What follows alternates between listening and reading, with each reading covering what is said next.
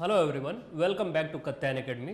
Gas, जैसे कि आपका आज लेक्चर है वेव ऑप्टिक्स, और वेव ऑप्टिक्स में बेसिकली हम लोग समझेंगे लाइट का वेव नेचर। ठीक है, लाइट का वेव नेचर समझने से पहले आपको पता होना चाहिए कि लाइट के दो नेचर पढ़ते हैं हम लोग बेसिकली। पहला नेचर क्या होता है? पार्टिकल का। दूसरा नेचर क्या होता है? वेव का। तो पार्टिकल नेचर में हम लोग पढ़ते हैं फोटॉन्स, याद है आपको? पार्टिकल के फॉर्म में जब किसी मेटेलिक सरफेस पर फॉल होता है तो फिर वहाँ से इलेक्ट्रॉन एब्जॉर्ब करके फोटोन को बाहर निकलते हैं, फिर करंट प्रोड्यूस होता है, तो फोटो इलेक्ट्रिक करंट बोलते थे। यहाँ पर हम लोग देखेंगे इंटरफेरेंस, डिफ्रैक्शन, ये सारी बातें हम लोग। ठीक है, तो चलिए हम लोग स्टार्ट करते हैं। फर्स्ट ऑफ ऑल आपको वेव ऑप्टिक्स में ये समझना होगा कि वेवलेट, यहाँ पर आपको वेव फ्रंट दिख रहा है लिखा हुआ, बट इससे पहले आपको समझना होगा वेवलेट क्या होता है। वेवलेट वेवलेट बेसिकली एक लाइट सोर्स होता है। क्या होता है? Light source. लाइट सोर्स कैसा हो सकता है सर? लाइट सोर्स आप कोई भी लाइट ले लो, वो बेसिकली अपने चारों तरफ क्या कर रहा होगा? लाइट एमिट करता है, और वो लाइट आपको पता है कि इलेक्ट्रोमैग्नेटिक वेव के फॉर्म में ट्रेवल करती है। तो आपको देखने को मिलेगा कि वेवलेट बेसिकली है क्या? एक पॉइंट सोर्स है जो अपने चारों तरफ स्फेरिकल हो सकता है, चारों तरफ क्या करेगा? लाइटनिंग करेगा। Light is a point of disturbance due to propagation of light. Basically wavelet is the point, और आपको पता है कि वेवलेट जो होता है वो क्या होगा? पॉइंट होगा जो अपने चारों तरफ क्या करेगा? लाइट एमिट करेगा। ठीक है, अब बात आती है वेव फ्रंट की। तो छोटी सी बातें हम आपको समझाएं। जैसे कि आपने देखा होगा तालाब में या फिर किसी नदी के किनारे आप चले जाओ, स्टैंड मतलब आराम से खड़े हो जाओ, और वहाँ पर आप क्या करो? एक पत्थर से ऐसे गिरा दो। पत्थर जैसे फेंकोगे आप तालाब में, शांत हो, यानी कि उसका वाटर फ्लो ना कर रहा हो, शांत हो, तो फिर आपको देखने को वहाँ मिलेगा कि जैसे ही डिस्टर्बेंस होगा वाटर के अंदर, तुरंत वेव कुछ इस तरीके से चारों तरफ ट्रेवल करने लगती हैं। अब आपको पता है कि वेव के अंदर क्रिस्ट और ट्रफ भी होता है। जैसे कि अगर हम बोले आपसे कि यहाँ पर मान लो वो पत्थर आकर के गिरा वाटर के अंदर, जैसे यहाँ पर गिरा होगा, आपको पता है कि यहाँ पर वेव के फॉर्म में वाटर डिस्टर्ब हुआ होगा। ठीक है, ऐसा कुछ बेसिक बातें हैं, ऑलरेडी डिस्कस हो चुकी है डिटेल में, बट हम आपको थोड़ी सी रिवाइज करा देता हूँ। तो इस तरीके से ये क्या होता है? डिस्टर्बेंस होता है। अब अगर हम बात करें कि मान लो ये कोई वेव है, तो इस वेव में आपको पता है कि ये पॉइंट क्या होता है? क्रस्ट। ये पॉइंट क्या होता है? ट्रफ। तो आपने देखा कि ये भी वेव है, यहां से वेव है, ये भी वेव है। अब हम हर एक वेव का क्या चूज कर ले? क्रेस्ट। सारे वेव्स में से हम क्रेस्ट को चूज कर लेते हैं हर एक वेव से। मान लो एक वेव था तो उसका क्रेस्ट क्रेस्ट क्रेस्ट क्रेस्ट, सबसे हम क्रेस्ट ले लेते हैं। यानी कि हर एक वेव का टॉप पॉइंट, ये कौन सा पॉइंट है? Top point. तो टॉप पॉइंट को आप पकड़ लो और एक जनरल लाइन ड्रॉ कर दो, सबको मिला दो आप। तो वेव फ्रंट आपको देखने को मिला कि एक ऐसा लाइन है जहां पर छोटे छोटे छोटे छोटे पार्टिकल, बेसिकली वेव का वो पार्टिकल होगा जो आपस में एक साथ मिल रहे होंगे। ठीक है, देखिए, wave front is the locus of points, that is wavelets. यानी कि वेवलेट, ये तो वेवलेट है ही, और इससे जो लाइट एमिट होती है ना वेव के फॉर्म में, उनके अंदर भी आगे चल के आप पढ़ोगे कि उनके अंदर भी वेवलेट होते हैं। जो वेव फॉर्म होकर के बाहर की तरफ निकलते हैं वो भी क्या होते हैं? हर एक जगह पर वेवलेट का काम करते हैं। यानी कि उनके अंदर भी छोटे छोटे पार्टिकल होते हैं, और वो जो पार्टिकल होते हैं वो बेसिकली वेवलेट ही होते हैं। तो हम इस सारे क्रिस्ट को मिलाने के बाद हम क्या बोलते हैं कि ये क्या है? वेव फ्रंट है। और इस वेव फ्रंट को हम बोलेंगे कि ये लोकस है किसका? वेवलेट्स के।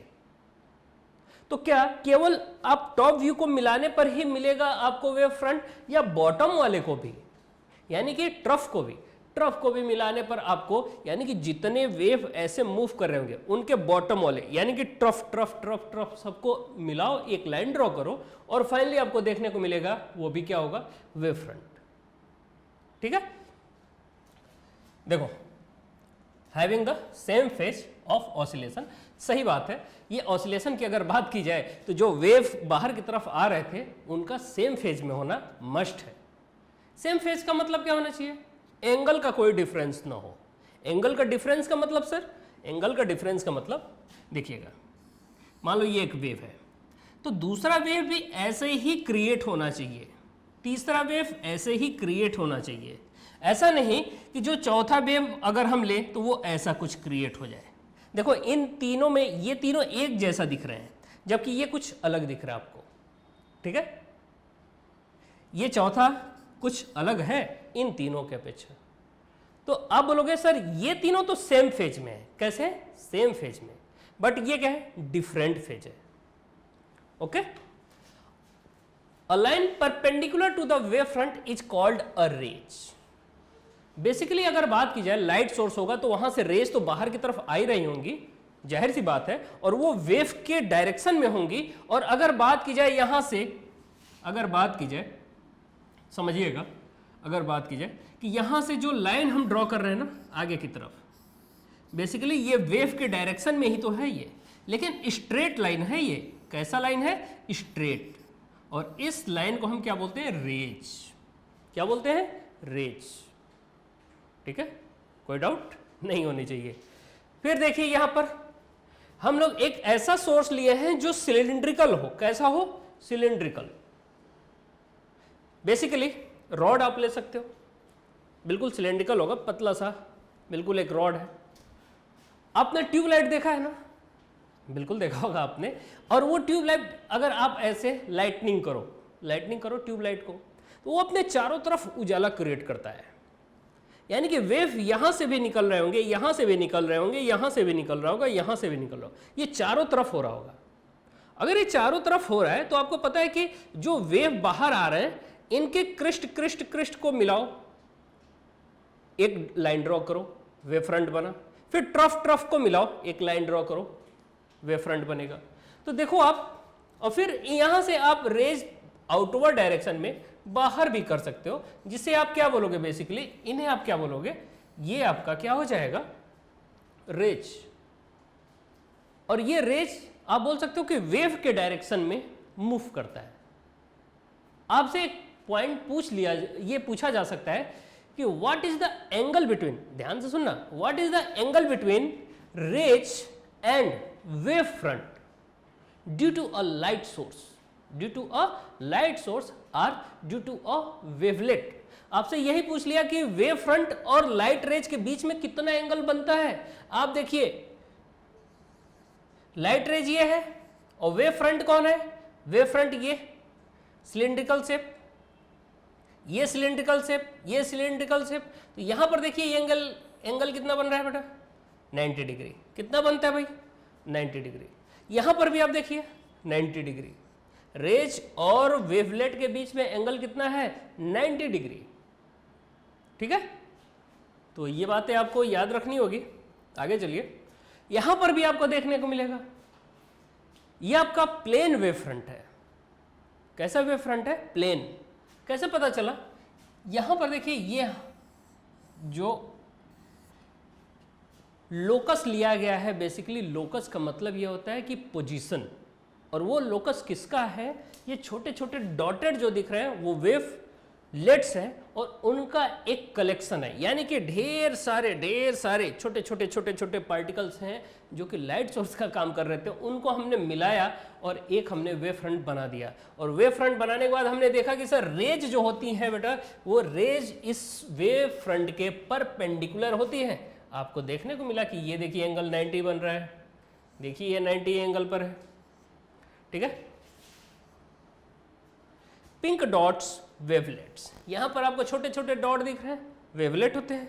ब्लू एनवेलप वेव फ्रंट, ये बेसिकली यहां पर जो एनवेलप है ये क्या है? वेव फ्रंट है। रेड लाइन्स रेज, और ये जो रेड लाइन है ये क्या है? रेज है। ठीक है, चलिए आपसे पूछ लेगा एग्जाम में, एक नंबर में दे देगा, draw the line diagram of plane wave front, draw the line diagram of cylindrical wave front, पूछ लेगा draw the line diagram due to a point wavelets, या फिर वेव फ्रंट पूछ लेगा, किसके वजह से? पॉइंट वेवलेट की वजह से, पॉइंट सोर्स की वजह से। एक नंबर में क्वेश्चन पूछ लेगा ये। तो ये बातें आपको माइंड में रखनी है। ओके, अब देखिए हाइजेंस कंस्ट्रक्शन और Huygens principle of secondary wavelet. हमने बोला था ना अभी कुछ देर पहले कि जो लाइट सोर्स होती है यानी कि वेवलेट होता है, उससे जो वेव्स निकलती हैं, वो जो वेव निकल रही होती हैं उनके अंदर भी छोटे छोटे पार्टिकल की बात हम करते हैं। और वो भी जो पार्टिकल होते हैं बेसिकली, वो पार्टिकल अपने आप में भी वेवलेट का काम करती हैं। ये किसने बताया? हाइजेंस ने। इसका प्रूफ भी है, आपको देखने को मिलेगा अभी। चलिए दिखाते हैं हम। हाइजेंस प्रिंसिपल, इन्होंने क्या बताया? Huygens principle is the basis of wave theory of light. It tells how a wave front propagates through a medium. इन्होंने ये बताया कि कैसे वेव फ्रंट किसी मीडियम में प्रोपोगेट करता है। According to Huygens principle, each point on a wave front, each point on a wave front is a source of secondary waves, is a source of secondary waves. यानी कि अगर बात करो wavelet की, तो वेवलेट से तो वेव्स बाहर आते ही आते हैं, लेकिन उनके सारे क्रिस्ट को या फिर ट्रफ को आप मिलाते हो तो एक वेव फ्रंट बनता है। उस वेव फ्रंट को मिलाने पर जो पॉइंट को आपने मिलाया है ना, वो पॉइंट भी अपने आप में क्या है? वेवलेट से। कौन बोला? Huygens. Is a source of secondary waves, वो भी अपने आप में एक ऐसा सोर्स है जो वेव जनरेट कर सकता है। इसका सीधा सा एग्जाम्पल अगर बात की जाए तो अभी आगे चल के हम आपको बताएंगे, ठीक है? थोड़ी सी वेट करो। Which add up to give a wave front at any later time, यानी कि जिनको मान लो कि कोई एक छोटा सा पार्टिकल है, उससे वेव क्रिएट हो रहा है, तो सब ट्रफ या क्रिस्ट को हमने मिलाया, तो वो क्या बना? एक अपने आप में क्या बन गया? वेव फ्रंट बन गया। वो भी वेव का सोर्स हो सकता है। तो उसके थ्रू भी अगर वेव्स निकल रहे होंगे तो उनके क्रिस्ट और ट्रफ को अगर आप मिलाओगे तो वहां पर भी आपको फिर एक वेव फ्रंट क्रिएट होगा। दिखाते हैं मैं, देखो ये जैसे यहां पर देखिए आप, देखिए ये अपने आप में क्या है? ये एक ऐसा सोर्स है, ये एक ऐसा सोर्स है जहां से वेव्स बेसिकली आउटवर्ड्स हो रहे हैं, ठीक है? लाइट सोर्स है जिसे आप वेवलेट बोलते हो। अब ये बाहर की तरफ आ रहा है। हमने देखा कि सर यहां पर कोई एक ऐसा पॉइंट था जो कि क्रिस्ट था या फिर ट्रफ था, कोई भी एक मान लो आप, और उसको हमने मिलाया। तो जैसे ही आपने मिलाया इसको, तो ये तो वेव फ्रंट बन गया ना। ये क्या बन गया? Wave front. अब ये देखा जा रहा है कि सर ये जो वेव फ्रंट बना है, इसमें जो छोटे छोटे पार्टिकल हैं वो भी अपने चारों तरफ लाइट एमिट कर रहा है। देखिए ये सर्कल सा, यहाँ सर्कल, यहाँ सर्कल, ये सर्कल, ये सर्कल, ये जितने भी सर्कल दिख रहे हैं, ये भी, यानी कि यहाँ पर जो पॉइंट सोर्स की तरीके से वर्क कर रहा है, उसी के चारों तरफ तो ये क्रिएट होगा। ये उसके चारों तरफ क्रिएट हो तो रहा है ये, यानी कि ये एक सेकेंडरी वेवलेट का काम कर रहा है, ठीक है? New wave front spherical wavelets red dots on the wave front, यानी कि ये छोटे छोटे जो पॉइंट है वो क्या है भाई? वो क्या है? वेवलेट्स का काम कर रहा है जो कि वेव फ्रंट पर है, ठीक है? यहां पर आप लीनियर देख सकते हो, यहां पर आपको देखने को मिल रहा है कि ये भी पॉइंट वेवलेट ही है, ठीक है भाई? और ये अपने चारों तरफ ये सिलेंडर स्फेरिकल, बेसिकली स्फेरिकल क्या देखने को मिल रहा है? वेव फ्रंट क्रिएट कर रहे हैं, यानी कि लाइट सोर्स की तरीके से ये वर्क कर रहा है। तो अब इनके क्रिस्ट को मिलाओ तो एक नया ये जो है ये नया वेव फ्रंट का काम कर रहा है। ट्रफ को मिलाओ, नया वेव फ्रंट क्रिएट होगा, ठीक है? चलिए, ये जो प्रिंसिपल है बेसिकली किन बातों पर बेस्ड होता है? ये क्वेश्चन डायरेक्ट और बिल्कुल स्ट्रेट फॉरवर्ड में आपसे पूछा जा सकता है, और पूछा गया है पिछले कई सालों में। अभी मैं दिखाता हूं आपको क्वेश्चन कैसे पूछा गया है। देखो, इसका प्रिंसिपल पहले समझ लो, ये किस प्रिंसिपल पर बेस्ड है? तो इसके प्रिंसिपल में आपको देखना होगा each point on a wave front acts as a fresh source of new disturbance. यानी कि यहां पर बोला गया है कि ईच पॉइंट कहां पर, ऑन अ वेव फ्रंट, यानी कि वेव फ्रंट के ऊपर हर एक पॉइंट एक नया सोर्स की तरीके से वर्क करता है, ठीक है, called secondary waves or wavelets, जिसको क्या बोला जाता है, सेकेंडरी वेवलेट, ठीक है। The secondary wavelet spread out in all directions with the speed of light in the given medium. यानी कि जो सेकेंडरी वेवलेट है वहां से जो एमिट होता है लाइट, उस वो भी क्या होता है, चारों तरफ स्प्रेड आउट होता है, हर एक डायरेक्शन में स्प्रेड होता है, ठीक है। जो मीडियम दिया गया होगा उस मीडियम में होगा spread. The new wave front at any later time is given by the forward envelope. यानी कि उसके द्वारा जो वेव्स क्रिएट हो रहे होंगे वहां पर जो आप वेव फ्रंट बनाओगे वहां पर भी एक नया वेव फ्रंट क्रिएट होगा। जो एनवेलप बेसिकली ड्रॉ करोगे वो भी अपने आप में एक नया वेव फ्रंट होगा, जिसे आप सेकेंडरी वेव फ्रंट बोलते हो। क्या बोलते हो, secondary wave front. Tangential surface the forward direction of the secondary wavelets at that time. वो बेसिकली किसके द्वारा क्रिएट हो रहा है, तो आप बोलोगे सर सेकेंडरी वेवलेट के द्वारा। सेकेंडरी वेवलेट कौन है, जो प्राइमरी की वजह से, जो मेन था उसके वजह से जनरेट हुआ, ठीक है। चलिए देखो क्वेश्चन किस तरीके से पूछेगा, using Huygens principle, Huygens principle को यूज करके draw a diagram to show propagation of a wave front originating from a monochromatic point source, explain briefly. यानी कि बेसिकली जो अभी हमने आपको दिखाया था पॉइंट सोर्स, ठीक है, और इस पॉइंट सोर्स, ये देख लो आप, ये इसी के बारे में पूछा है कि आपको यही डायग्राम बनाना होगा वहां पे और डिटेल इसका डिस्कशन भी करना होगा कि S is a point source. यहां पर आप ये डायग्राम बना करके और यहां पे डॉटेड आप एरो लगा करके यहां पर बोल सकते हो that points are work as new wave front या फिर सॉरी वेवलेट्स। और ये जो एनवेलप आपने ड्रॉ किया है ये एनवेलप बेसिकली कैसा काम करेगा, वेव फ्रंट का, जिसे आप सेकेंडरी वेव फ्रंट भी बोलते हो और इस पॉइंट को सेकेंडरी वेवलेट भी बोलते हो, ठीक है। इसका प्रिंसिपल भी आपको लिख देना होगा, नो प्रॉब्लम, आपको प्रिंसिपल भी लिखना होगा, कोई इशू नहीं होगा, ठीक है। तो आई होप इतनी बातें आपको समझ में आ गई होगी।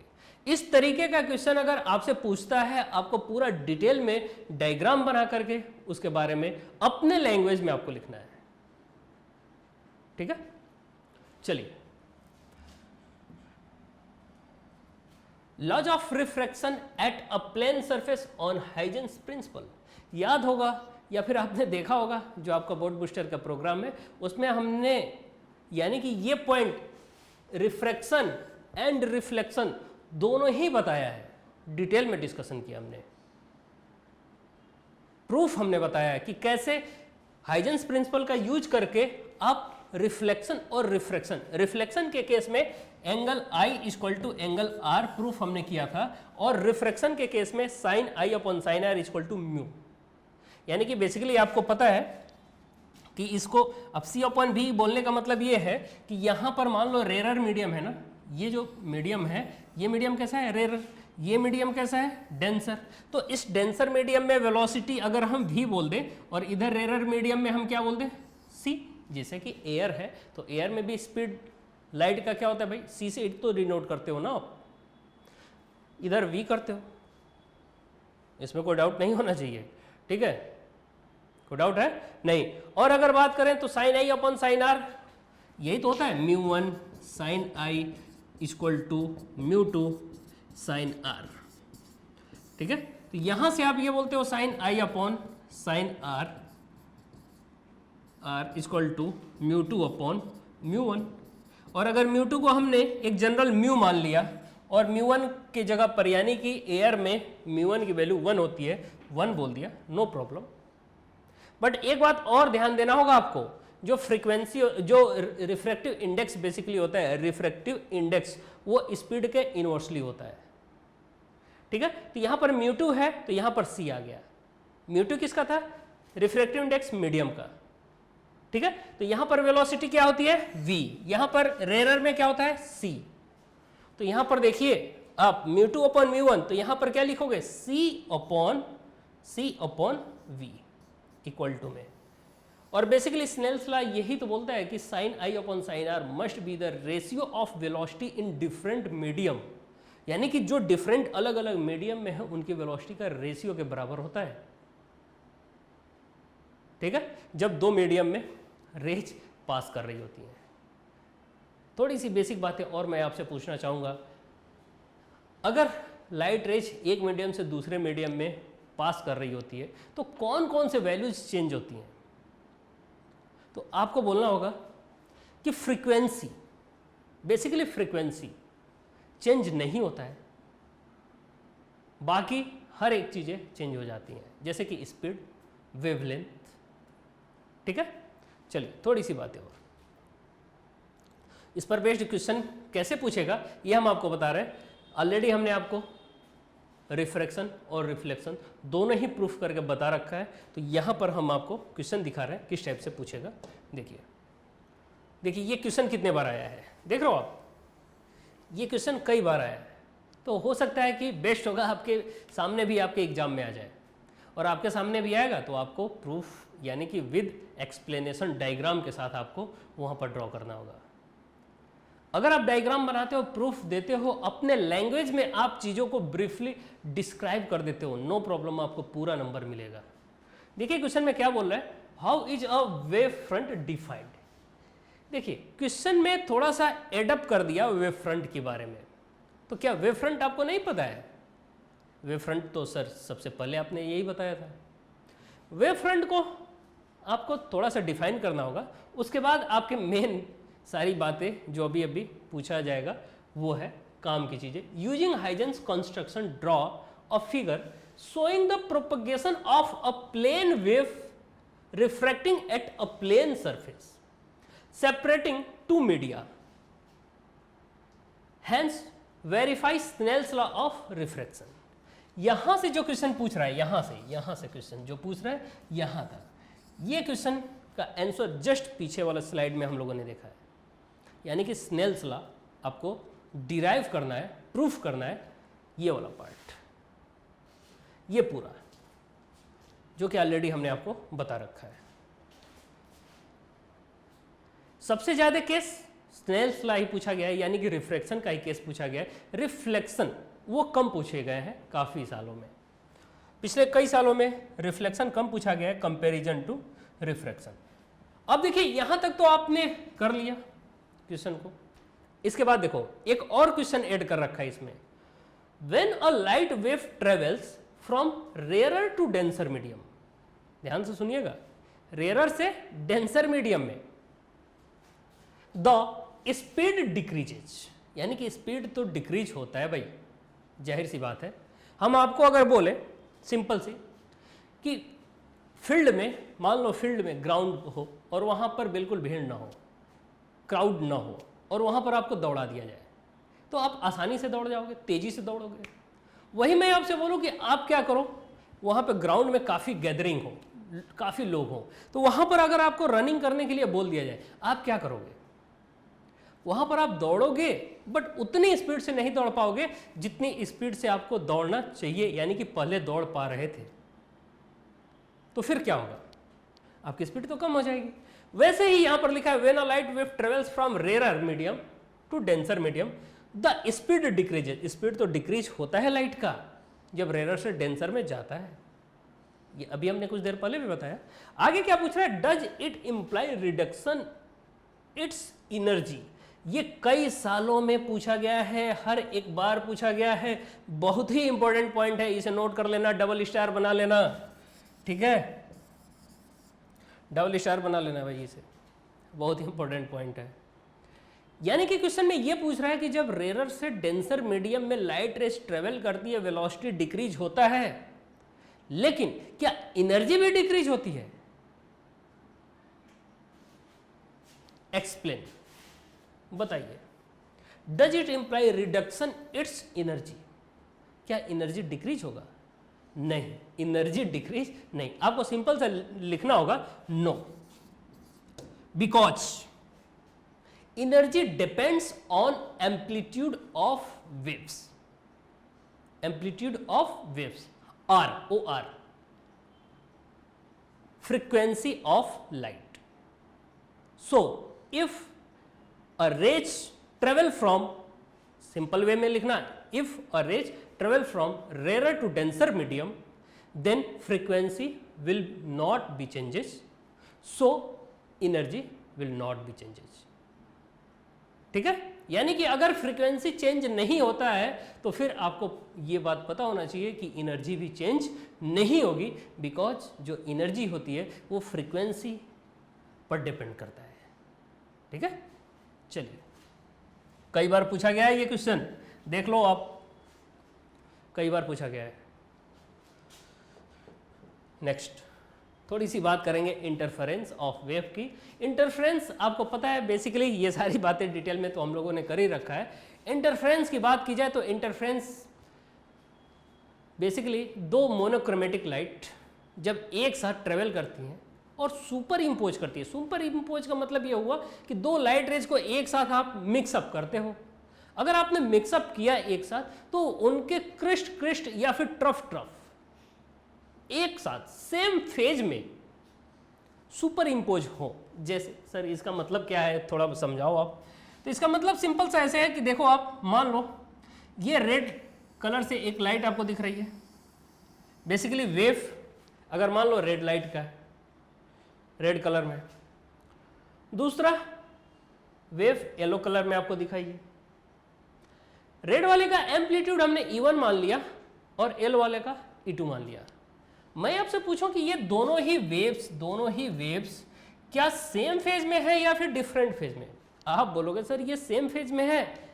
ये देखो सेम फेज में है बिकॉज इनके बीच में कोई भी एंगल का डिफरेंस नहीं है, हर एक पोजीशन पर एक साथ मिल रहे हैं। तो अगर दो वेव्स एक साथ मिलते हो, उनके बीच में फेज डिफरेंस 0 हो, तो फिर वो दोनों ही वेव्स एक साथ मिलने के बाद क्या बनाते हैं? Constructive interference. बेसिकली यहां पर तो हमने इंटरफेरेंस ऑफ वेव्स देखा और ये केस जो होगा कंस्ट्रक्टिव इंटरफेरेंस का होगा। कंस्ट्रक्टिव के केस में आपको ऑलरेडी पता है ब्राइट फ्रिंज बनती हैं। क्या बनती हैं? ब्राइट फ्रिंज, यानी कि वहां काफी उजाला होता है। ठीक है, अब अगर बात की जाए इनका जो रिजल्टेंट वेव बनेगा उसका एम्पलीट्यूड अगर E बोल देते हैं, नो प्रॉब्लम, सुपर इम्पोज तो कर ही रही है ना। और आपको पता है कि इनको हम वेक्टर एडिशन करते हैं इनका एम्पलीट्यूड को। ठीक है, आपको ये भी बात पता होगा, इसे क्रेस्ट बोलते हैं, यहाँ ट्रफ बोलते हैं। तो ये सारी बेसिक बातें आपको हम बताएंगे नहीं, अभी ऑलरेडी पता है। ठीक है, first wave, second wave, resultant wave, reference line. Reference line का मतलब बेटा ये होता है, ये लाइन कौन सा है? Reference line. ओके, कोई डाउट नहीं होनी चाहिए आपको। चलिए थोड़ी सी बातें और यहां पर देखिए, इंटरफेरेंस ऑफ वेव के केस में अब हम देखेंगे कि अगर सेम फेज में न मिल करके अपोजिट फेज में मिल रहा हो, यानी कि आउट ऑफ फेज, तो आपको क्या देखने को मिलेगा? देखो ये वेव फर्स्ट है, फर्स्ट वेव यही तो था आपका, और ये देखिए यहां पर जो वेव है ये वेव सेकेंडरी वेव है, यानी कि दो वेव्स हमने लिया, अलग अलग एम्पलीट्यूड हो सकते हैं। यहां पर सेम फेज में नहीं है, आउट ऑफ फेज में है। ये आउट ऑफ फेज किसे बोलते हो? आउट ऑफ फेज का मतलब एक देखो टॉप से जा रहा है तो एक बॉटम से जा रहा है, दोनों के बीच में फेज का डिफरेंस कितना होगा? आपसे मैं पूछूं कितना होगा, आप बोलोगे सर 180 डिग्री, बिकॉज देखिए ये ऐसा कुछ आ रहा होगा, देखिएगा ये कुछ ऐसा रहा होगा, तो आपको पता चल रहा है कि यहां से लेकर यहां तक, यानी कि येलो जो वेव्स है, येलो कलर से डिनोट किया गया है, ये वेव्स इतना ही फेज तो पीछे की तरफ है। इसके बाद तो यानी कि ये रेड इससे इतना डिस्टेंस आगे है, और वो बेसिकली कितना एंगल होता है, पाई एंगल होता है, 180 डिग्री होता है। तो इसे हम क्या बोलते हैं, आउट ऑफ फेज। और जब दो वेव्स एक दूसरे से आउट ऑफ फेज में मिलते हैं तो वो क्या बनाते हैं आपस में, डिस्ट्रक्टिव इंटरफ्रेंस। और डिस्ट्रक्टिव इंटरफेरेंस के केस में डार्क फ्रिंज बनता है। क्या बनता है, डार्क फ्रिंज। और डार्क फ्रिंज के केस में लाइट बिल्कुल ही मिनिमम होती है। तो इनका रिजल्टेंट भी आप देख लो ना, फिर क्या प्रॉब्लम है। रिजल्टेंट देखिए आप, देखिए रिजल्टेंट, इनका रिजल्टेंट आपको क्या दिख रहा है, ये व्हाइट लाइट दिख रहा है, ये व्हाइट लाइट। और कैसे पता करोगे आप, देखो E1 मैक्सिमम था एम्पलीट्यूड, E2 मिनिमम था, तो E नेट के जगह पर आप क्या बोलोगे, E1 माइनस E2। यानी कि बड़े वाले एम्पलीट्यूड में से छोटे वाले एम्पलीट्यूड को आपने क्या कर दिया, सब्ट्रैक्ट कर दिया। ठीक है, तो जैसे ही सब्ट्रैक्ट करोगे आप, आपको रिजल्टेंट मिल जाएगा। इसे हम क्या बोलते हैं, बेसिकली डिस्ट्रक्टिव इंटरफेरेंस। चलिए थोड़ी सी बातें और अब बात करते हैं इनके थोड़े से, कैसे, यानी कि ब्राइट फ्रिंज, डार्क फ्रिंज, ये कब मिल करके बन रहे होंगे। तो आप देखिए यहां पर ब्राइट फ्रिंज, फिर डार्क फ्रिंज, फिर ब्राइट, फिर डार्क। बेसिकली हो क्या रहा है, बेसिक सी बातें की जाए अगर, तो यहां पर दो मोनोक्रोमेटिक लाइट सोर्स है। मोनोक्रोमेटिक का मतलब क्या होता है, सिंगल कलर। मोनो का मतलब सिंगल, क्रोमेटिक का मतलब कलर, तो मोनोक्रोमेटिक का मतलब सिंगल कलर। और सिंगल कलर की अगर हम बात करें, दो अलग अलग सोर्स हो, दोनों को एक साथ प्रोपोगेट करा रहे हो आप, तो ये कर क्या रहे हैं, जैसे कि आपको यहां पर हम शो करके दिखाएं। मान लो ये दो वेव्स हैं, ठीक है, देखिएगा, अगर ये दो वेव्स एक साथ प्रोपोगेट कर रहे हैं, ठीक है, और ये एक साथ प्रोपोगेट करने पर जहां पर ये सुपर इम्पोज करेंगे, सुपर इम्पोज, तो ये पॉइंट आपका क्रिस्ट है, ये भी पॉइंट आपका क्रिस्ट है। ये क्रिस्ट जहां पर मिलते हैं, जहां पर क्रिस्ट और क्रिस्ट एक साथ मिलते हैं, वहां क्या बनता है, ब्राइट फ्रिंज। क्या बनता है भाई, ब्राइट फ्रिंज। फिर सुनिएगा, जहां पर ट्रफ और ट्रफ एक साथ मिलेंगे, वहां पर भी क्या बनेगा, ब्राइट फ्रिंज। वहां पर भी क्या बनेगा भाई, ब्राइट फ्रिंज। यानी कि क्रिस्ट एक साथ मिले, ट्रफ एक साथ मिले, क्या बनेगा, ब्राइट फ्रिंज। अब अगर हम बात करें कि सपोज ब्राइट और डार्क के केस में ले लेते हैं, जैसे कि मैं आपसे बोलूं ये एक वेव है, दूसरा वेव ये है। अगर मैं बोलूं कि एक का क्रेस्ट मिल रहा है और दूसरे का ट्रफ, ये दोनों एक साथ कहीं जा करके मिल रहे हो, ठीक है, दो वेव्स आए और एक ऐसे आया दूसरा नीचे की तरफ से, तो ये जैसे ही मिलेंगे एक ही पोजीशन पे, यानी कि एक का क्रेस्ट और दूसरे का ट्रफ जहां पर एक साथ मिलेंगे, वहां पर क्या बनेगा, डार्क फ्रिंज। क्या बनेगा, डार्क, जिसे क्या बन जाता है, डार्क फ्रिंज या डार्क बैंड बोल देते हो। बैंड का मतलब वहां पर लाइट का एक पार्टिकुलर लेंथ में फिक्स लेंथ होती है, जिसे हम बेसिकली बैंड बोल देते हैं, ठीक है। तो यहां जहां पर आपको ब्राइट दिख रहा है ना, वहां पर ऐसे ब्राइट दिखेगा, यानी कि काफी यहां पर ब्राइटनेस दिखेगा। फिर जहां डार्क दिख रहा है ना, वहां पर बिल्कुल से डार्कनेस दिखेगा आपको। फिर जहां ब्राइट लिखा है वहां पर ब्राइट बनेगा। तो इस तरीके से इंटरफेरेंस के केस में होता है। यही तो आप आगे चल के योंग्स डबल स्लिट एक्सपेरिमेंट करते हो आप, ठीक है। तो वो सारी बातें हम लोग आगे चल के करेंगे। The phenomena of one wave interfering with another and the resulting redistribution of the energy in the space around the two sources of disturbance is called interference of waves. देखिए यहाँ पर थोड़ी सी बातें थ्योरी हम लोग समझेंगे, ये सारी बातें हम लोग ऑलरेडी डिस्कस कर रखे हैं। यहाँ पर क्वेश्चन किस टाइप से पूछेगा ये बातें हम लोग करेंगे। मान लेते हैं कि एक वेव, थोड़ी सी इंट्रो तो कर लेते हैं ना, रिवीजन चल ही रहा है। एक वेव ऐसा था जिसका डिनोशन E1 मान लिया हमने, पाथ का डिस्प्लेसमेंट, बेसिकली पार्टिकल जो डिस्प्लेस होते हैं ना, उसका डिस्प्लेसमेंट हमने E1 से डिनोट कर दिया, ये T1 टाइम पे, T टाइम पे बेसिकली, ठीक है। एम्पलीट्यूड A मान लिया, दूसरे को हमने E2 बोल दिया, इसका एम्पलीट्यूड B बोल दिया, और इनके दोनों के बीच में फेज का डिफरेंस कितना है, फाई का। देखिए यहाँ केवल ओमेगा टी लिखा है, यहाँ पर ओमेगा टी प्लस फाई, यानी कि दोनों के बीच में फेज का डिफरेंस कितना है, फाई का। ठीक है, applying superposition principle the magnitude of the resultant displacement of the wave is e equal to U1 plus U2। आपको ऑलरेडी पता है, दोनों को क्या कर देते हैं, ऐड कर देते हैं। जो बेसिकली डिस्प्लेसमेंट होता है ना, पार्टिकल जो ऊपर और नीचे मूव कर रही होती है, उन्हें वेक्टर एडिशन के टर्म में ऐड करते हैं। अब आपको देखने को मिलेगा ये final E equal to A sine omega t plus theta, ये आपका रिजल्टेंट वेव का डिस्प्लेसमेंट का फार्मूला है। ठीक है, resultant displacement, A is the resultant amplitude and theta is the resultant phase difference between two waves, that is here. So देखिए यहां पर फाइनल पहले वेव का एम्पलीट्यूड क्या था, ए, दूसरे वाले का बी। अब दोनों को जब आपने सुपर इम्पोज कराया तो फिर आपने देखा उनका एम्पलीट्यूड क्या मिल के आ रहा था, कैपिटल ए। रिजल्टेंट वैल्यू क्या आ रही थी, a square plus b square plus 2ab cos phi. ठीक है, तो यहां पर आपको देखने को मिल सकता है, यहां पर देखिए पहले का एम्पलीट्यूड ए, दूसरे का बी, रिजल्टेंट का कैपिटल ए, एंगल इनका एक्स एक्सिस से थीटा, इनका फाई, ये सारी बातें हम लोग कर रखे हैं। ठीक है, फिर आपको फाइनली देखने को मिलता है कि tan थीटा, यानी कि आपको एक्स एक्सिस से आप अगर एंगल लेते हो तो बी साइन फाई अपन ए प्लस बी कॉस फाई की वैल्यू आती है। अब थोड़ी सी बातें और करेंगे हम।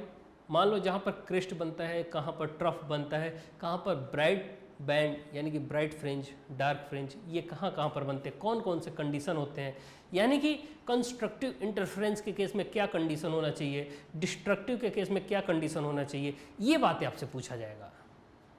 ठीक है, फिर थोड़ी सी बातें और कर लेते हैं, जैसे कि अगर कंस्ट्रक्टिव के केस की बात की जाए तो इंटेंसिटी बिल्कुल ज़्यादा होगी, और डिस्ट्रक्टिव के केस में अगर बात की जाए तो इंटेंसिटी बिल्कुल कम होगी।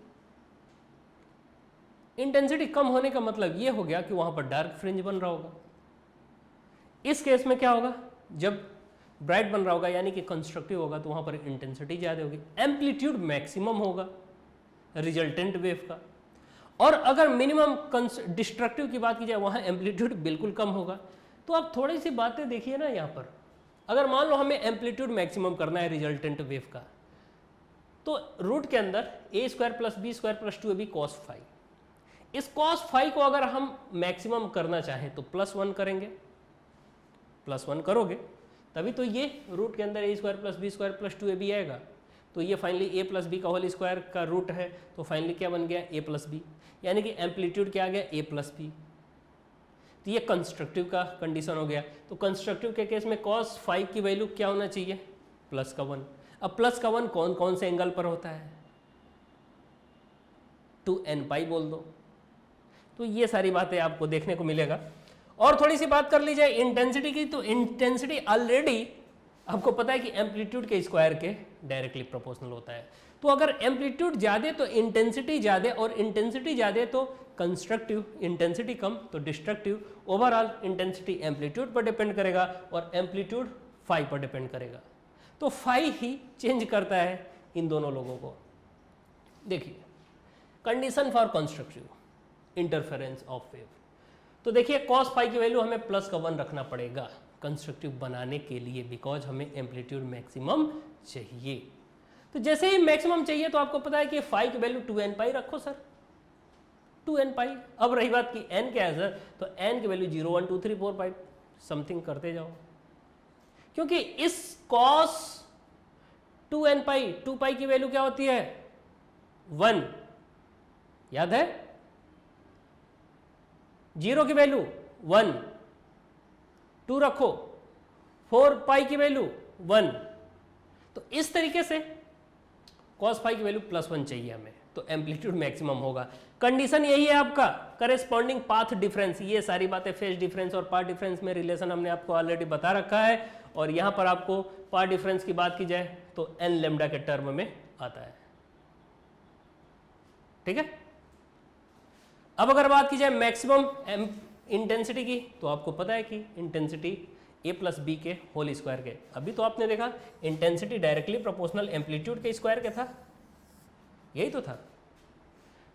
तो एम्पलीट्यूड कितना आ रहा था a प्लस बी, तो a प्लस बी का होल स्क्वायर। ठीक है, चलिए डिस्ट्रक्टिव के केस में डार्क फ्रिंज यानी कि डार्कनेस हो रहा होगा, डार्क बैंड बनेगा। I should be minimum, intensity को क्या होना पड़ेगा, मिनिमम। मिनिमम कब होगा, जब एम्पलीट्यूड मिनिमम होगा। एम्पलीट्यूड मिनिमम कब होगा, जब याद करो ए इक्वल टू अभी तो था रूट के अंदर a square plus b square plus 2ab cos of phi, ये था। तो यहाँ कॉस फाई की वैल्यू अगर माइनस में आ जाए -1 तो यहाँ पर माइनस आ जाएगा, माइनस आएगा तो a माइनस बी का होल स्क्वायर होगा, रूट हटाओगे a माइनस बी आएगा। एम्पलीट्यूड मिनिमम हो गया, इंटेंसिटी मिनिमम हो जाएगा। तो आपको देखने को मिलता है कि 2n+1 पाई पर कॉस फाई की वैल्यू -1 होती है। n की जगह पर 0 रखो, पाई की वैल्यू -1, कॉस ऑफ पाई की वैल्यू -1, 1 रखो 2 + 1 3 पाई -1। तो सारी बातें फिर हम देखते हैं पाथ डिफरेंस की, बिल्कुल सही, I minimum a minus B का होल स्क्वायर। अब रही बात सर ये तो चीज़ें आपने पहले भी डिस्कस किया है, अभी भी आपने डिस्कस किया ब्रीफ में। अब थोड़ी सी बात हमें ये बताओ कि क्वेश्चन कैसे पूछेगा, क्वेश्चन कभी आता भी है इस पर या नहीं, या ऐसे ही हवा में चल रहा है। बेटा ये क्वेश्चन देखो कितने बार आया है, ठीक है, क्वेश्चन इस पर आता है बस। और ये जो क्वेश्चन आते हैं वो क्वेश्चन आपको बिल्कुल ही आसान होते हैं, जैसे जैसे हमने बताया वैसे वैसे ही आपको करना है basically. In Young's double slit experiment deduce the conditions for constructive and destructive interference at a point on the screen. Basically यहाँ पर आपको कंस्ट्रक्टिव और डिस्ट्रक्टिव दिखाना होगा, वो आपको एक योंग डबल स्लिट का डायग्राम भी बनाने होंगे, और वो डायग्राम हम आगे आपको बता रहे हैं कैसा डायग्राम बनता है। बेसिकली हम लोग बात कर रखे हैं इस पर, लेकिन कंडीशन तो आपको सेम है ना कंस्ट्रक्टिव और डिस्ट्रक्टिव का, तो ये तो आपको देखना ही पड़ेगा, ये तो आपको प्रूफ करना ही पड़ेगा, ठीक है। चलिए ये अप्रॉक्स 3 मार्क्स में पूछ लेगा अगर सिंपल सा इतना बात किया तो। इसमें कोई भी अगर एक छोटा सा पॉइंट ऐड कर दिया, अगर इसमें थोड़ा सा कोई पॉइंट अगर ऐड कर दिया, जैसे कोई डेफिनेशन हो गया या छोटा सा कोई एक न्यूमेरिकल दे दिया, बिल्कुल फार्मूला बेस्ड, तो आपका यही क्वेश्चन 5 मार्क्स में हो जाएगा, सेम क्वेश्चन, ठीक है। क्वेश्चन छोड़ने नहीं है, वहां पर क्वेश्चन के सर में सीधे गोली मार के आना है भाई, आपको क्वेश्चन को छोड़ना नहीं है, पूरे नंबर लेकर आने हैं, ठीक है। देखिए अब थोड़ी सी बात करें कंपैरिजन ऑफ इंटेंसिटी, यानी कि कंपैरिजन आप करते हो मैक्सिमा और मिनिमा की, तो आपको पता है कि आई मैक्सिमम वो डायरेक्टली प्रोपोर्शनल होता है एम्पलीट्यूड के स्क्वायर के, जो कि a + b का होल स्क्वायर होता है। मिनिमा क्या होता है, a - b का होल स्क्वायर होता है, उसके डायरेक्टली प्रोपोर्शनल। अब रही बात कि दोनों को कंपेयर करो तो I max upon I mean, दोनों को डिवाइड कर दो तो क्या आएगा, a + b का होल स्क्वायर अपॉन में a - b का होल स्क्वायर। ये क्वेश्चन आएगा, इस तरीके से आपको लिखना होगा सिंपल सा। कभी कभी आपको 2 एम्पलीट्यूड दे रखा होगा, आई मैक्सिमा आई मिनिमा पूछ लेगा, दोनों का रेशियो पूछ लेगा, तो क्या आप इस फार्मूले से नहीं फाइंड कर सकते हो, आसानी से फाइंड कर सकते हो, ठीक है। चलिए बात करते हैं कोहेरेंट सोर्स की, थोड़ी सी बातें और। कोहेरेंट सोर्स, सर ये कोहेरेंट सोर्स होते कौन है? Coherent source of light are those sources of light which emit light waves of same wavelength, same frequency and same phase are having constant phase difference। Basically coherent sources वो 2 source हो सकते हैं, मान लो 2 source हैं, उनको हम coherent बोलेंगे कब, जब उन दोनों से जो लाइट निकल रही हो, लाइट वेव, वो सेम फेज में हो, सेम फ्रीक्वेंसी हो, सेम वेवलेंथ हो, ठीक है, उनको हम क्या बोलते हैं, coherent source. Coherent sources can be produced by 2 methods. आपसे यही क्वेश्चन पूछ लेगा कि कोहेरेंट सोर्स प्रोड्यूस करने का कौन कौन से मेथड होते हैं, 1 नंबर में पूछ लेगा, हमने ऑलरेडी आपको बता रखा है, बट यहाँ पर देख लो, by division of wave front, Young double slit experiment में, Fresnel's, by prism and Lloyd mirror के केस में। अब अगर बात की जाए by division of amplitude, partial refraction और रिफ्लेक्शन से भी हम कोहेरेंट सोर्स प्रोड्यूस करते हैं। ठीक है, यहां पर देख लो Young double slit experiment. Young double slit experiment में हम लोग करते क्या है, बेसिकली एक मोनोक्रोमेटिक सोर्स लेते हैं, फिर इस मोनोक्रोमेटिक सोर्स यानी कि यहां पर हमने एक सिंगल स्लिट लगाया। इस सिंगल स्लिट यहां से क्या हो रहा होगा, मोनोक्रोमेटिक सोर्स है तो लाइट वेव तो चारों तरफ क्रिएट हो रहे होंगे ना, आपको पता है ये बात। आप इसे वेवलेट का भी पॉइंट बोल सकते हो। फिर यहां पर हमने देखा एक सिंगल स्लिट। सिंगल स्लिट का मतलब क्या है कि एक बिल्कुल ऐसा पेपर लिया या फिर ऐसा कोई पेज लिया जिसके बीच में एक पतली सी हमने फिलअप कर दिया, यानी कि पेज को कटिंग कर दी जिसमें से लाइट केवल स्ट्रेट पास हो सकती है। तो यहां से लाइट अंदर की तरफ पास हुई। अब यहां पर इसके सामने हम एक ऐसा स्क्रीन रखे जिसमें डबल कटिंग हो, तो वो डबल कटिंग अब अपने आप में एक नया सोर्स का काम करेगा ना। यही तो बात है हाइजेंस प्रिंसिपल ने बोला था कि जो लाइट वेव से निकल रही होती हैं, जो लाइट सोर्स से बेसिकली वेव निकल रही होती हैं, वो आगे चल के अपने आप में एक नया सोर्स की तरीके से काम कर रही होती हैं। यहां पर आने के बाद ये खुद में अपने आप में एक नए सोर्स की तरीके से काम कर रहा है। जैसे कि देखिए यहां पर ये सेम कंडीशन, सिंगल लाइट है, यहां से रेज गई, यहां पर देखिए छोटा छोटा सा पिनअप होल है। इसका एग्जाम्पल आप कर सकते हो, एक्सपेरिमेंट भी आप आसानी से कर सकते हो। पता है कैसे? आप एक रूम के अंदर चले जाओ, बिल्कुल अंधेरा हो, ठीक है। वो रूम बेसिकली आपके छत पर होना चाहिए, घर के छत पर होना चाहिए। उसका मतलब, उसका रीजन ये होना चाहिए कि आपके अगल बगल में यानी कि उजाला हो, सन हो, दोपहर का टाइम हो, उजाला काफ़ी ज़्यादा हो, धूप हो, बिल्कुल जून का महीना हो, और उस टाइम पर जो साइड वॉल है उस साइड वॉल में 2 पिन होल कर दो आप। पहले तो रूम के अंदर हो, आप अंदर हो और अंधेरा काफ़ी ज़्यादा है, बाहर की तरफ सन बिल्कुल अपने चरम सीमा पर यानी कि काफ़ी गर्मी हो रहा है, और रूम के अंदर आओ बिल्कुल अंधेरा हो, चारों तरफ से पैक रखो, उस रूम के किसी एक साइड वाले वॉल पर 2 पिन होल कर दो, और अब आपको देखने को मिलेगा पूरे रूम के अंदर उजाला। आपको देखने को मिलेगा कि वो जो पिन होल है ना, वो पिन होल आपको ऐसा लगेगा कि वहां पर कोई लाइट सोर्स लगाया गया हो, जबकि वो रियल में लाइट सोर्स नहीं होता है। लाइट सोर्स तो सन है ना, बट वर्क वो जो पिन होल है वो लाइट का काम कर रहा है। ऐसा काम कर रहा है जैसे वहां पर जाकर के कोई व्यक्ति ने यानी कि कोई भी जाकर वहां पर लाइट लगा रखा हो, छोटे छोटे बल्ब जला रखे हो, जबकि ऐसा होता नहीं है। बिल्कुल सेम प्रोसेस यहाँ पर, मोनोक्रोमेटिक लाइट, 2 स्लिट है। यहाँ से अब हम ये देखते हैं कि आपके घर में जो उजाला आ रहा होता है वो उजाला कहीं पर ज़्यादा उजाला, फिर बगल में कम उजाला, फिर उस ज़्यादा उजाला, फिर कम उजाला, तो ऐसा आपके घरों में कुछ ऐसा केस आते हैं।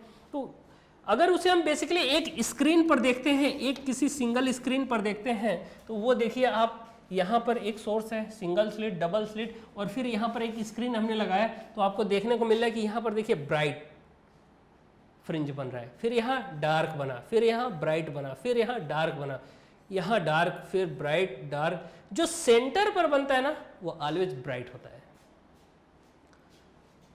ठीक है, कोई डाउट है क्या? देख लो, कोई डाउट हो पूछ लो। चलो भाई, अब थोड़ी सी बातें और की जाए। जैसे मैं बोलूं, ये जो सोर्स है, इस सोर्स के सामने आपने सेंटर मान लिया।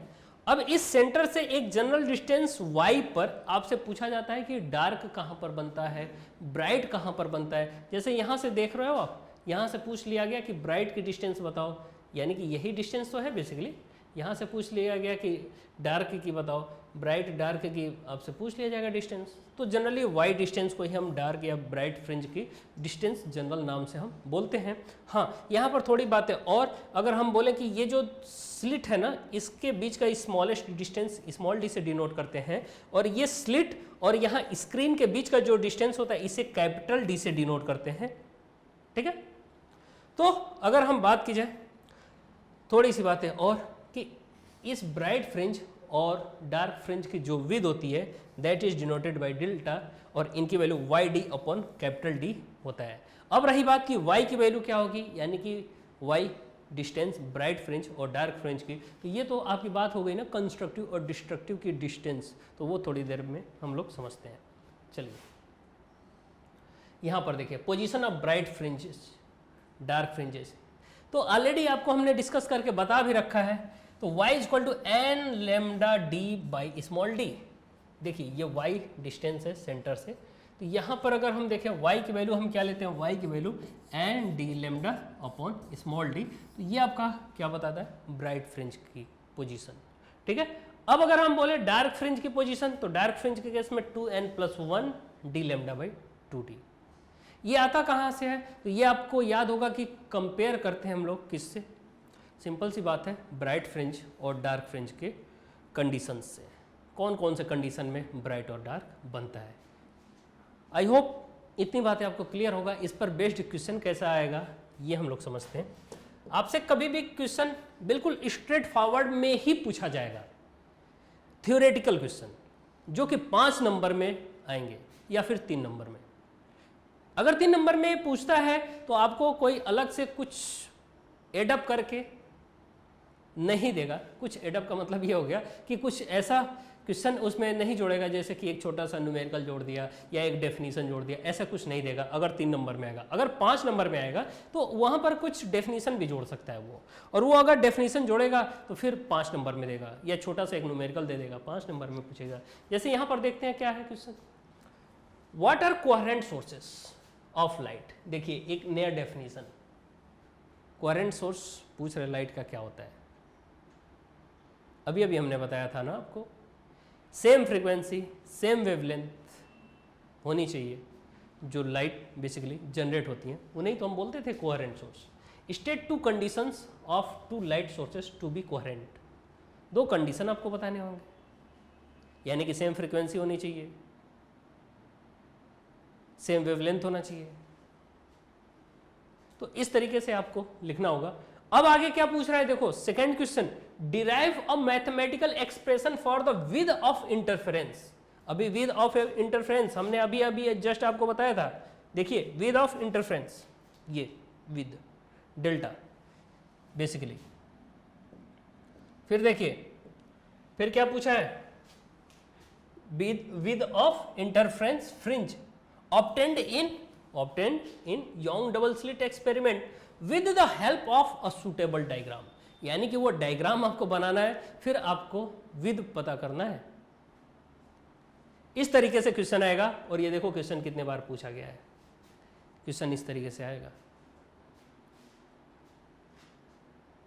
ठीक है, तो जितना हमने बताया उतना ही आपको लिखना है। अपने डायग्राम तो पूरा सुटेबल बनाना ही है, डिटेल डिस्कशन करना है आपको, डेरिवेशन सारे लिखने हैं। वो डिटेल डेरिवेशन हमने ऑलरेडी बोर्ड बूस्टर में बताया आपको। अब रही बात कि उसके लैंग्वेज आपको रटने नहीं है। कुछ बच्चे रटते हैं, बिल्कुल रटे हुए, मतलब कि बिल्कुल अपना टाइम वेस्ट करते हैं रट के। रटना नहीं है आपको, आपको अपने लैंग्वेज में लिखना है, पूरे नंबर मिलेंगे। चलिए बात आती है डिफ्रैक्शन की। अब रही बात डिफ्रैक्शन, आपका लास्ट टॉपिक है। हाँ, इस साल आपके पोलराइजेशन, फिर वहां पर ब्रेवेस्टर लॉ, मालूस लॉ, ये सारे पॉइंट इस सेशन में यानी कि 2021 में जो बच्चे दे रहे हैं पेपर, उनमें नहीं पूछा जाएगा। ये सारी बातें हम लोग ऑलरेडी जब लाइव क्लासेस यूट्यूब पर चल रहा था वहां पर हम लोगों ने बता रखा है कि कौन कौन से टॉपिक नहीं पूछे जाएंगे। ठीक है, तो यहां पर हमें यह देखना है अब डिफ्रैक्शन में किस तरीके से क्वेश्चन पूछेगा। डिफ्रैक्शन होता क्या है बेसिकली, डिफ्रैक्शन आपको पता होगा कि कभी लाइट सोर्स आगे की तरफ पास कर रही हो, बेसिकली उस लाइट सोर्स के सामने अगर आप कोई स्लिट यानी कि रुकावट अगर रख देते हो आप, तो फिर होता क्या है। आपने तो सुना है ना कि लाइट बिल्कुल स्ट्रेट लाइन में मूव कर रही होती है। मैं आपको दिखा रहा हूं, स्ट्रेट लाइन में मूव नहीं करेगी, वही तो डिफ्रैक्शन होता है। यानी कि अपने पाथ से डिफ्रैक्ट हो जाना। आप भी कभी कभी हो जाते हो अपने क्लास में बैठे हुए, आपके क्लास में, अच्छा वो तो ऑफलाइन में होता था, इस साल तो ऑनलाइन ही चला है पूरी क्लासेस, तो अभी तो नहीं हो पा रहे होंगे, बट ऑनलाइन जब ऑफलाइन क्लासेस होती थी अब भी डिफ्रैक्ट हो जाते थे अपने अगल बगल में दोस्तों के साथ बैठकर। ऐसा नहीं है, होना नहीं है भाई, पेपर देना है पूरा अच्छे से। Diffraction of light, the phenomena of bending of light, देख रहे हो लाइट को क्या कर दिया गया है, बेंड कर दिया गया है, यानी कि लाइट को तो मूव करना चाहिए था स्ट्रेट, बट जैसे ही आपने आगे की तरफ कोई स्लिट रखा, कोई रुकावट रखा, वो तुरंत बेंड हो गया भाई। Around the corners and the encroachment of light within the geometrical shadow of the opaque obstacles is called diffraction। मैं आपको दिखा रहा हूं, यहां पर देखो आप, ये लाइट सोर्स है, ठीक है, ये लाइट सोर्स है। इस लाइट सोर्स को आप किसी स्क्रीन पर देखना चाहते हो, अब आप कैसे देखोगे, यहां से मान लो अभी हमने यहां पर कहीं पर कुछ अलग से, ये खैर क्या चीज है, स्लिट है, इसको अभी हमने लगाया नहीं है यहां पर, मतलब रखा नहीं है, तो फिर हो क्या रहा था, यहां पर सोर्स है लाइट का और ये पूरे स्क्रीन पर ब्राइटनेस दिख रहा होगा, लाइट दिख रहा होगा। अब अगर बात की जाए, जैसे ही आपने यहां पर स्लिट रख दिया, छोटा सा ऑब्स्टेकल रख दिया आपने, तो भाई ये बताओ आप कि यहां से लाइट तो बिल्कुल स्ट्रेट जा रही थी ना, यहां से जा रही थी स्ट्रेट, जैसे ही यहां पर आपने ऑब्स्टेकल रखा तो ये लाइट को भी तो स्ट्रेट ही जानी चाहिए थी इधर की ओर, लेकिन ये बिल्कुल ऐसे न जा करके ये थोड़ा सा अपने पाथ से बेंड हो गया और ये इधर की तरफ आया, और ये लाइट क्या हो गया, अपने पाथ से बेंड होने का मतलब क्या हो गया सर, यही रीजन जो है डिफ्रैक्शन है, यानी कि बीच में आपको देखने को मिला।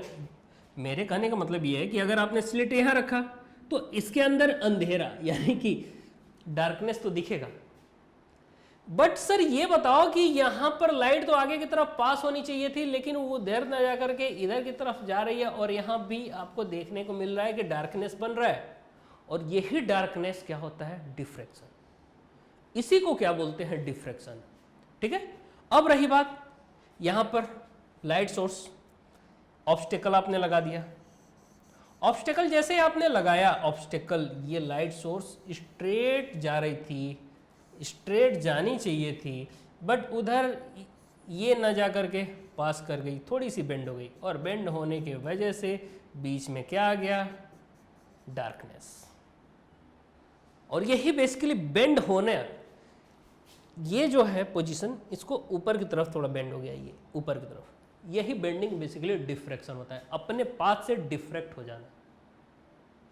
ठीक है, तो इसे हम क्या बोलते हैं, डिफ्रैक्शन। यहां पर ऑलरेडी डार्कनेस होना चाहिए और ये डार्क है ही, डार्कनेस का मतलब यहां पर आपने स्लिट लगा दिया था, यहां भी आपने स्लिट लगाया है, डार्कनेस होगा। छोटे छोटे दो स्लिट लगाए स्क्रीन के ऊपर, देख रहे हो आप। Diffraction at a slit, X Y region of diffraction, basically यहाँ पर एक्स और वाई जो रीजन है, ये आपका एक्स मान सकते हो यहाँ पर, ये जो रीजन है एक्स और ये जो रीजन है दैट इज वाई। ठीक है, तो ये डिफ्रैक्शन का रीजन है, आपको ऑलरेडी डिटेल में डिस्कशन किया जा चुका है। यहाँ पर हम सिंगल स्लिट रखते हैं, सिंगल स्लिट यानी कि केवल एक स्लिट हमने रखा, वहाँ पर छोटे छोटे दो स्लिट रखा था आपने, यहाँ पर सिंगल स्लिट आपने रखा। अगर ये स्लिट नहीं होता तो ये ऐसा ब्राइटनेस पूरे स्क्रीन पर होता, बट जैसे ही आपने बीच में एक स्लिट रखा, आपको देखने को मिला कि सर ये लाइट रेज जानी तो चाहिए थी इधर की तरफ, लेकिन इधर ना जा करके थोड़ा सा ऊपर की तरफ गया, और जिसके वजह से ये रीजन क्या बन गया, डार्क। यहाँ पर भी ऐसा चला गया जबकि जाना चाहिए था इसको इधर की तरफ, तो यहाँ पर भी जो रीजन बना वो क्या बना, dark. Basically that is known as diffraction. Okay, obstacle, कोई डाउट नहीं होनी चाहिए। चलो अब ये बात करते हैं सिंगल स्लिट में। सिंगल स्लिट में आपने देखा ही है कि बेसिकली हो क्या रहा है कि ये आपका लाइट सोर्स इधर से आ रही है, ये रेज जितने दिख रहे हैं ये सब के सब लाइट सोर्स से ही रेज आ रही हैं। इनके सामने हमने ये देखा कि एक स्लिट लगाया, और जैसे ही स्लिट लगाते हो तो अंदर से रेज, ये आपका स्लिट है बेसिकली, ये स्लिट जैसे ही आपने लगाया रेज अंदर से पास करेगा। यहाँ पर हम इन रेज को एक जगह मर्ज कराने के लिए इनके सामने एक कॉन्वेक्स लेंस लगा देते हैं। ये कॉन्वेक्स लेंस जैसे ही हमने सामने की तरफ लगाया, ये सारे रेज को क्या कर देगा, एक जगह पर कन्वर्ज कर देगा। तो जैसे ही ये कन्वर्ज किया, एक ही पॉइंट पर आपको देखने को मिलेगा कि यहाँ पर ब्राइट फ्रिंज बनेगा। क्या बनेगा, काफ़ी ब्राइटनेस होगा, और वो ब्राइटनेस बेसिकली ऐसा कुछ बनेगा। ठीक है। अब अगर हम बात करें, ऐसे लेंस को थोड़ा सा बेंड किया हमने इस तरीके से, तो फिर यहां से रेज जो होंगी वो थोड़े से आगे की तरफ, यानी कि यहां पर बेसिकली मर्ज करेंगे, ये फिर यहां पर मर्ज करेंगे ऐसे के। तो ये जो पॉइंट होगा बेसिकली यहां पर, तो एक बार ब्राइट बनता है, फिर डार्क बनता है, फिर ब्राइट, फिर डार्क, और ये यानी कि डिफ्रैक्शन के केस में आपको पता है कि क्या होगा, जो ब्राइट और डार्क बनता है ना, वो कुछ अलग ही तरीके से बनता है। यानी कि धीरे धीरे ब्राइटनेस कम होती चली जाती है। जैसे कि यहाँ पर देखिए, ये ब्राइट का रीजन काफ़ी ज़्यादा है, यहाँ ब्राइट का रीजन और कम हो गया, यहाँ ब्राइट का रीजन और कम हो गया।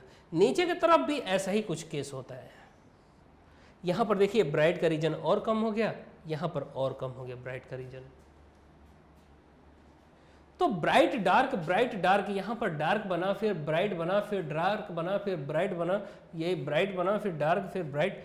इस तरीके से आपको डिफ्रैक्शन के केस में देखने को मिलता है। जबकि इंटरफेरेंस के केस में आपको जो बैंड विड्थ दिखती है, जो ब्राइट और डार्क फ्रिंज की विड्थ दिखती है, वो दोनों ही आपस में इक्वल होता है। जबकि डिफ्रैक्शन के केस में क्या होता है, ब्राइट फ्रिंज की विड्थ धीरे धीरे कम होती चली जाती है। यहाँ पर ब्राइट ज़्यादा है, फिर डार्क, फिर ब्राइट धीरे धीरे कम होता चला जाता है, डार्कनेस बढ़ती चली जाती है। इसका सिंपल सा एग्जांपल ये है कि आप एक अंधेरे कमरे में, यानी कि जिसके अंदर कोई उजाला ना हो, उस रूम में चले जाओ और उस रूम के बाहर से किसी वॉल पर एक पिन होल कर दो। उस सिंगल पिन होल करने पर आपको देखने को मिलेगा वहां से लाइट बिल्कुल दूसरे वॉल पर तो स्ट्रेट पड़ रही होगी, बट वहां पर तो केवल उजाला होना चाहिए था। अकॉर्डिंग टू लाइट की प्रॉपर्टी क्या बोली जाती है कि लाइट तो स्ट्रेट लाइन में मूव कर रही होती है, लेकिन आपको उजाला पूरे रूम में दिखता है। इसका मतलब क्या है कि वहां से जो लाइट रेज आ रही होती है वो डिफ्रैक्ट हो जाती है। क्या हो जाती है, डिफ्रैक्ट हो जाती है। तो वहां से डिफ्रैक्ट होने का मतलब ये होता है कि जहां पर सेंटर पॉइंट होता है वहां पर तो ब्राइटनेस काफ़ी ज़्यादा होता है, लेकिन अगल बगल में भी थोड़े उजाले हमें देखने को मिलते हैं। तभी तो यहाँ पर ब्राइटनेस, यहाँ पर और कम ब्राइटनेस, यहाँ पर ब्राइटनेस, उससे कम ब्राइटनेस, ये चलते हुए प्रोसेस होती है। और उस स्पॉट के अगल बगल में भी उजाले हमें देखने को मिलते हैं, लेकिन उतनी उजाला नहीं देखने को मिलती है जितनी कि उस पिन होल के सामने जो लाइट इंसिडेंट हो रहा था। ठीक है, इसी प्रोसेस को हम क्या बोलते हैं, बेसिकली डिफ्रैक्शन। देखिए, the wavelets from a single wave front reach the centre O on screen in same phase and hence the interference constructively give the central maximum bright fringe.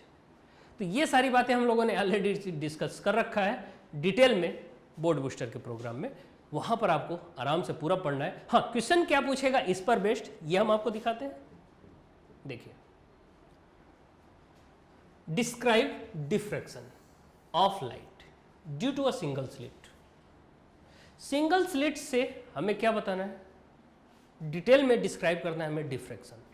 इसमें और भी कुछ पॉइंट ऐड किए जा सकते हैं, जैसे कि कंडीशन फॉर मैक्सिमा, मिनिमा।